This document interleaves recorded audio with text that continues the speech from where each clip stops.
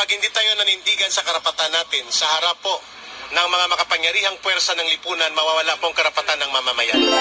Message kung bakit namin tiniis ang hunger strike, hunger protest for 7 days. How are you feeling po? I'm okay, but my expectations, how do I feel now? Parang my expectations were, when you fight kasi the CPP, NPA, NDF, you have no expectations. You just embrace it and you just jump, and we were very ready to spend our holidays here away from our family. We were very ready to do that. Congressmen like that who are abusive and arrogant and who flout the laws of the land and our constitutional rights, then our democracy is in grave danger. I am standing by the SOTO law. I will not reveal my source. So yun po guys, so natunghayan nyo na po yung aking introduction. At good news, eto na po sila. Nakalaya na po sila sa House of Representatives. At ini-interview po sila ng mga newscaster sa labas ng House of Representatives. So good news po ito, magandang balita ito. So bago po tayo magsimula dun sa ating full video nito, ay ako po'y nagpapasalamat sa aking mga viewers at lalong-lalo na dun sa aking mga subscriber na patuloy na sumusuporta sa aking YouTube channel, DIY KKB Informative. So, tunghayan na po natin. Magandang balita po ito sa ating mga news anchor ng Laban Kasama ang Bayan. So, ito na po yung full video nila sa interview with the newscaster.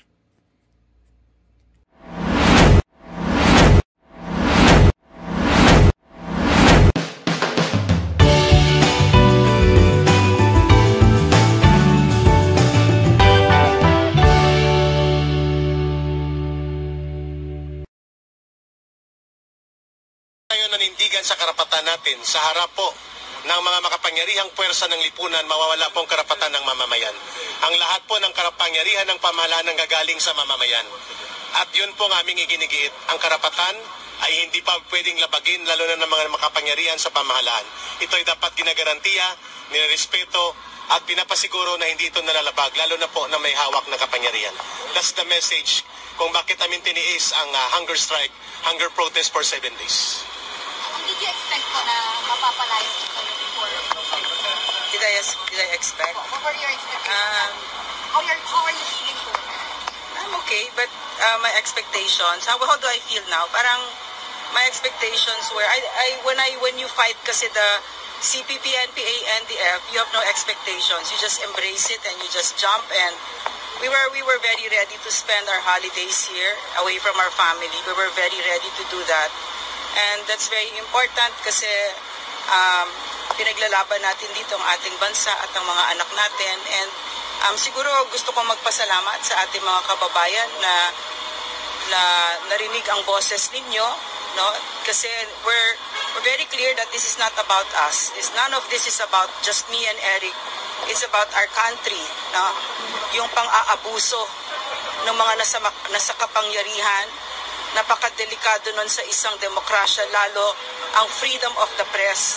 Freedom of the press is where a lot of our freedoms rest on. In fact, where so many of our human rights rest on. So this is so important na ipaglaban ito. So maraming salamat sa mga kababayan natin na sinabayan tayo dito, at yung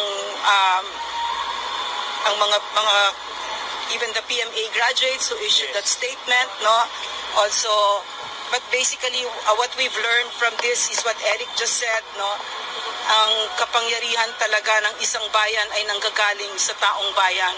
At yung ginawa namin dito ay pag-aalay sa isang bayan na talagang worthy na ipaglaban. So, paglaban natin at mahalin natin ang ating bansa, because when you have congressmen like that who are abusive and arrogant and who flout the laws of the land and our constitutional rights, then our democracy is in grave danger.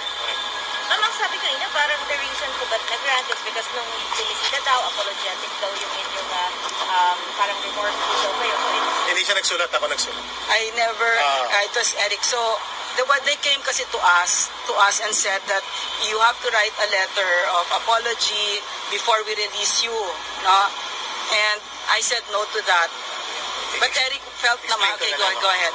Yung ginawa ko pong sulat, ang aking paghingi ng kapatawaran sa komitiba ng Kongreso ay hindi dahil ako'y nagtanong ng maling datos, sapagkat ang pagtatanong mali man o tamang datos sa public expenditure sa karapatan ng mamamahayag at mamamayan. May source man o wala. That is very basic. At ang katungkulan na nasa pamahalaan at mga may kapangyarihan ay dapat maging transparent at accountable. Hindi para maging persecutor ng mamamayan.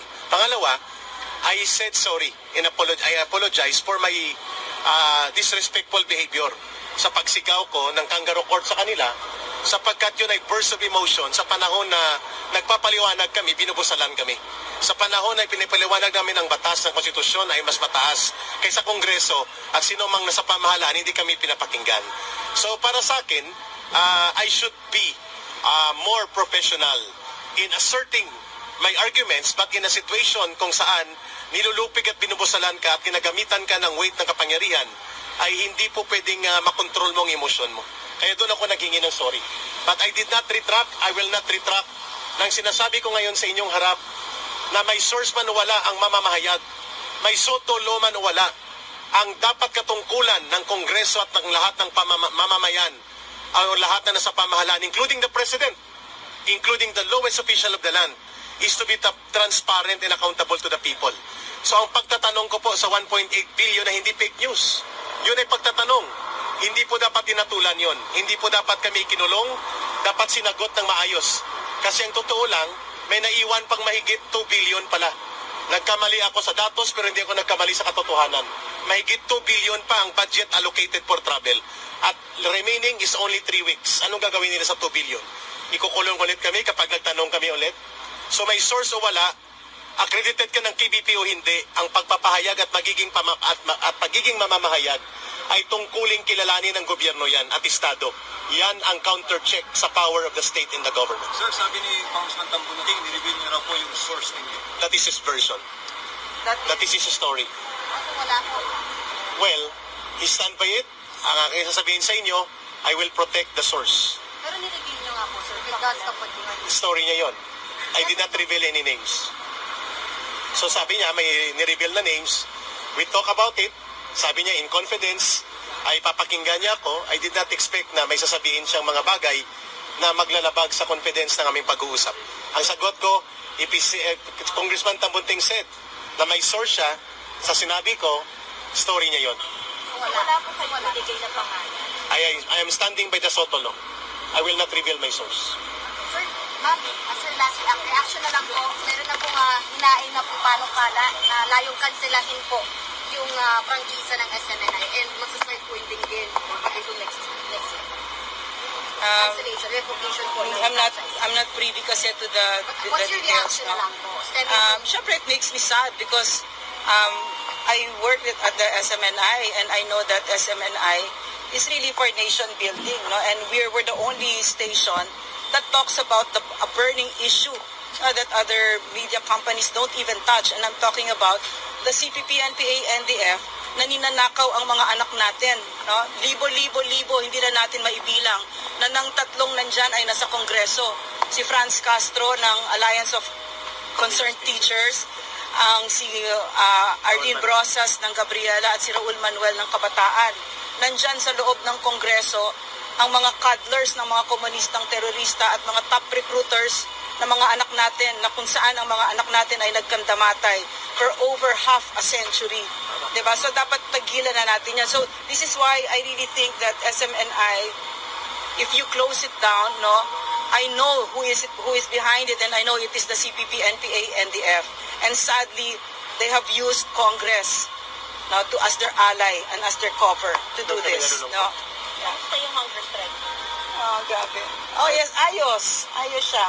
Naguguto, matamlay, pero grabing suporta po ng mamamayan, Yeah. including sa abroad, ang Filipino communities. Yeah. At 24 hours, 160 signatories na mga PMA graduates. At terrible, still counting on. Sana po, ang Christmas wish namin ay hindi na po mananatili ang paggamit ng totoong kalaban ng gobyerno sa Kongreso. At sana po ay magkaroon po ng paglilinaw sa kaisipan at damdamin ng pamunuan ng Kongreso that the CPP, NPA, NDF is not only operating in the armed area, sa red area. Nandito sila sa loob ng Kongreso and the threat against the sovereignty of the state is being threatened. Imagine every year they can access around 100 million of funds sa ating pondo at ginagamit ito para sa pagre-recruit ng kabataan at pagpondo sa NPA. I should know. Pag tinanong ako red tagging ba ito, how can that be red tagging? Direct personal knowledge ko yan for 21 years sa CPP, NPA, NDF. Mapapansin nyo, lumalabas silang Franz Castro, Raul Manuel at si Arlene Brosas kapag nandyan ako sa harap nila, si Ma'am Lorraine. At mga kadre kagaya ko. Sana po silang inimbestigahan ngayon upang matigil na po ang kaguluhan sa ating bansa. At magkaisa na po ang mga political leaders natin at maglaban sila sa eleksyon, hindi gamitin ang ating gobyerno para sa mga sabwatan sa totoong kalaban ng gobyerno. Kaya kami nanindigan na hindi kami titigil sa SMNI. At sa media, ganun din dapat. Dating kadre last day, nag-rally. Nagbanta sila pag hindi daw kayo i-release yung kanilang rally, lalaki, at posible na maabot sa Malacanang. Your thoughts on that? Actually, na-touch kami talaga kasi tuloy-tuloy na lumawak ang mga former cadre. Libu-libo kami nag-surrender. We hope that the government will see it na are we still standing on just ground? Or do you have a ground to stand on? We hope nakikinig si Pangulong Bongbong Marcos Jr. dito. Sapagkat saan kami pupuntahan na nagbalik loob at yumakap sa kapayapaan at kumikilala sa gobyerno at nagpailalim sa otoridad ng gobyerno kung kami pala ay nagsasalita tungkol sa transparency, good governance at inibinubulgar namin ito mga CPP, NPA, NDF na sa loob ng gobyerno, pwede pala kaming ikulong ipatawag dito. Yun po ang aming malaking katanungan. Are we still standing on the ground that we believe pwede kami maging bahagi ng pamahalaan sa pagtatagumpay ng kapayapaan laban sa communist terrorism? Thank you po. Merry Christmas. Merry Christmas. Yun. So, yun po guys. At natunghayan nyo na ang buong pag-interview ng ating dalawang butihing anchor ng SMNI. At sila po ay nakalabas na sa House of Representatives. So, ito po si Miss Lorraine Badoy at isa pa niyang kasama ay si Jeffrey K. Eric Celis. At marami pong natutuwa, lalo na yung mga kasamahan lang mga nagbalik loob na kadre at sila nakalabas na sa Kongreso. At marami namang nagsisimpatya sa kanila na masaya din na gaya ko na naipag ang katarungan ay kumbaga lumabas para sa katotohanan. So hindi pa tapos yung kanilang pakikibaka sa loob ng Kongreso, pero nag-aantay pa rin sila ng hatol ng Korte Suprema dahil naghain sila ng kanilang hinaing sa Korte Suprema sa pamumuno ni Attorney Harry Roque. So, yun lamang po guys at maraming salamat at sa tingin ko naroon sila sa isang isang lugar na po pwede sila mag-unwind. Kasi nga 1 week sila nakulong, di ba? Sa loob ng House of Representatives. Ang hirap noon. Tapos nag-hunger strike pa sila.